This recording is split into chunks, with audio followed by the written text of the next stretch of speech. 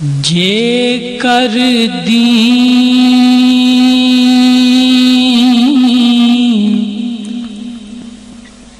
علم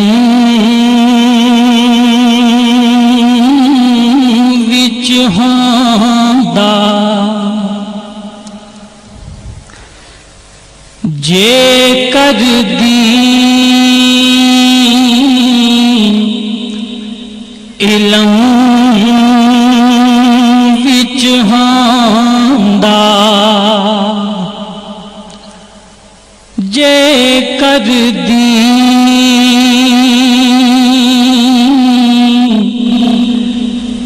علم وچ ہوندا سر نیزے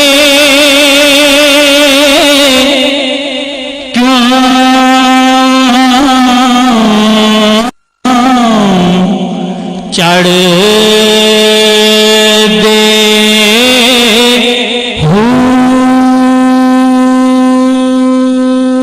آخر میں سنیے، اور یہ صرف اس ایک لمحے کا جواب ان دشمنان رسول کے پاس نہیں ہے جب سیدہ زینب قافلہ لے کے دمشق پہنچی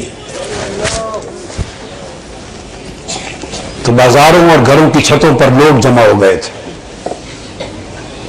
کسی کو کچھ پتہ نہیں تھا کہ یہ کٹے ہوئے سر کن کے ہیں، اور جو قیدی آ رہے ہیں اونٹوں پر کجاووں پر یہ کون ہیں۔ صرف اتنا اعلان کیا ہوا تھا کہ حکومت کے کچھ باغی تھے اور باغیوں کو قتل کر دیا گیا ہے۔ اب یہ باغیوں کے سر دربار یزید میں پہنچائے جا رہے ہیں۔ لوگ باغیوں کو دیکھنے کے لیے چھتوں پر چڑھ رہے تھے۔ کسی کو کچھ خبر کچھ پہچان نہ تھی۔ ہجوم ہو گیا، قافلہ رک گیا بازار دمشق میں۔ آج وہ بازار سوق حمیدیہ کہلاتا ہے، چھتا ہوا ہے آج بازار دمشق کا۔ وہ روٹ تھا جہاں سے وہ مسجد اموی جو ہے اس طرف دربار یزید کی طرف مڑ کے قافلہ جانا تھا۔ بھیڑ ہو گئی، قافلہ رک گیا۔ بھوک تھی، پیاس تھی، پریشان حالی تھی، تو چھتوں پہ جو لوگ چڑھ گئے تھے ان میں ایک خاتون بھی چڑھ گئی تھی، بوڑھی۔ اس خاتون نے دیکھا قیدی ہیں، مسافر ہیں، پریشان حال ہیں۔ اس نے پانی بھیجا، کچھ کھانے کی چیزیں بھیجی، کچھ کپڑے بھیجے، دوپٹے بھیجے، ضرورت کا سامان بھیجا۔ سیدہ زینب نے سارا کچھ دیکھ کر اس خاتون کو بلوایا۔ جب وہ قریب آئی تو فرمایا کہ بی بی تو نے ہمارے ساتھ بڑی نیکی کی ہے، کوفہ سے لے کے دمشق تک کسی نے ہمیں پوچھا تک نہیں، کسی نے ہمارے حال کی خبر نہیں لی۔ تم کون ہو اور ہمیں کیا سمجھ کے ہم سے اتنی بھلائی کی؟ اس نے کہا میں اور تو کچھ نہیں، میں اپنی اوائل چھوٹی عمر میں مدینہ رہتی تھی اور حضرت سیدہ فاطمہ الزہرا کی خادمہ تھی۔ پھر جب ان کا وصال ہو گیا تو مدینہ چھوڑ کے دمشق آ گئی، پھر وہاں نہیں رہی۔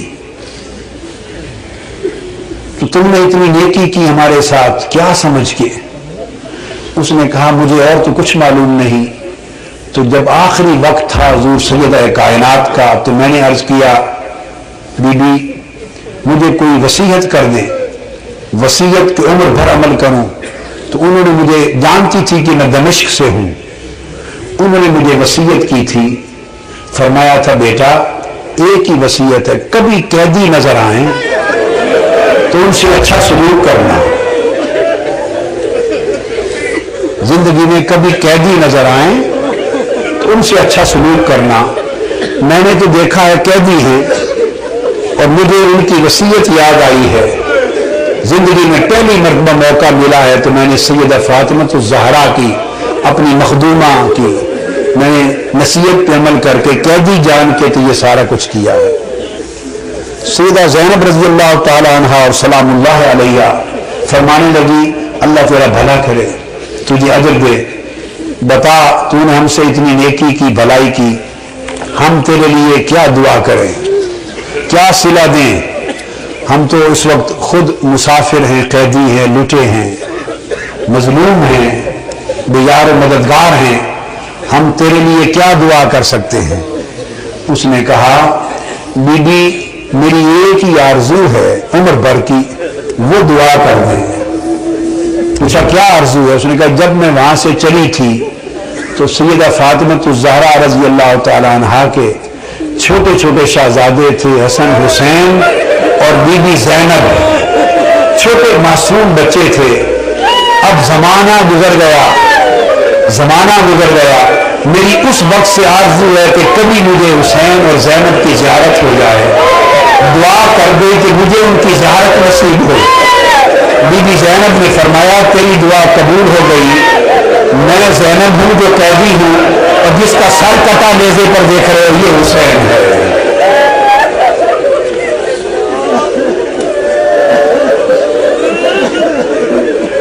اللہم صلی علی سیدنا مولانا محمد وعلی آلہ وصحبہ وبارک وسلم۔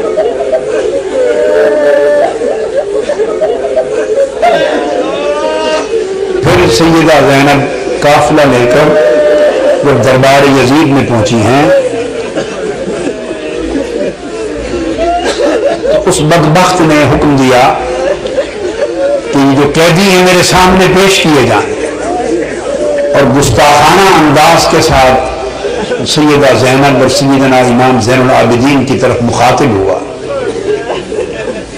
آپ کے ساتھ وہ ضعیفہ مائی تھی جو سیدہ کائنات سیدہ فاطمہ الزہرا رضی اللہ تعالی عنہا کی خادمہ تھی، اور جنہوں نے اپنی گود میں حسن حسین اور زینب کو پالا تھا، ان کا نام تھا فضہ۔ ان حضرت فضہ کا مزار آج بھی دمشق کے قبرستان مقبرہ باب الصغیر میں ہے، اہل بیت اطہار کے ساتھ ہی۔ وہ ضعیف تھی، ضعیف اس وقت بوڑھی بڑھاپے کی وجہ سے جھک گئی تھی، کمر سیدھی نہیں ہوتی تھی، وہ کھڑی ہو گئی جوش میں کھڑی ہو گئی اور فرمانے لگی بدبخت یزید، تم جن کو باندیاں کہہ رہا ہے، یہ قیدی باندیاں پیش کی جائیں، خبردار، یہ دنیا اور آخرت اور کل کائنات کی مالک و وارث ہیں، تاجدار کائنات کی شہزادیاں ہیں، تمیز سے بات کر۔ یزید نے اپنے فوجیوں کو دیکھا اور کہا کہ یہ بوڑھی خاتون کون ہے جو جسارت اور بے ادبی کر رہی ہے ہمارے دربار میں، اس کی خبر ہو۔ اس کے فوجی اٹھے، انہوں نے تلوار لہرائی، ڈرانے دھمکانے کے لیے بی بی فضہ رضی اللہ تعالی عنہا کو بس اتنا عمل کرنے کی دیر تھی کہ خود یزید کے فوجیوں میں درجنوں سینکڑوں فوجی حبشہ کے رہنے والے تھے، اور بی بی فضہ بھی حبشہ سے تھی۔ یزید کی اپنی فوج کے حبشی جوان یک وقت 20 حبشی جوان تلواریں میان سے نکال کے کھڑے ہو گئے۔ ان کی جو قومی غیرت تھی اور وطن کی حمیت تھی اس نے جوش مارا۔ اس نے کہا خبردار، یہ ہمارے وطن کی ماں ہے، حبشہ کی ماں ہے، اگر کسی نے اس کی طرف ہاتھ بڑھایا تو تلواروں سے گردنیں کاٹ دیں گے۔ جب وہ تلواریں لہرائی حبشہ کی ایک خاتون کی عزت کی خاطر، تو اس وقت سیدہ زینب نے مڑ کے مدینہ کی طرف دیکھا اور مدینہ کی طرف تک کر ہاتھ اٹھائے اور عرض کیا بابا، آج حبشہ کی ایک بیٹی کے لیے سینکڑوں تلواریں نکل آئی ہیں، مگر آج آپ کی بیٹیوں کی حفاظت کے لیے کوئی شخص یہاں موجود نہیں۔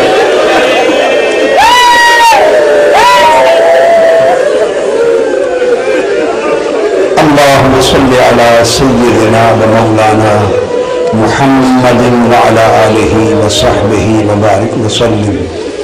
الصلاة والسلام علیک یا سیدی یا رسول اللہ وعلی آلک واصحابک واہل بیتک یا حبیب اللہ وعلی آلک واہل بیتک وذریتک یا حبیب اللہ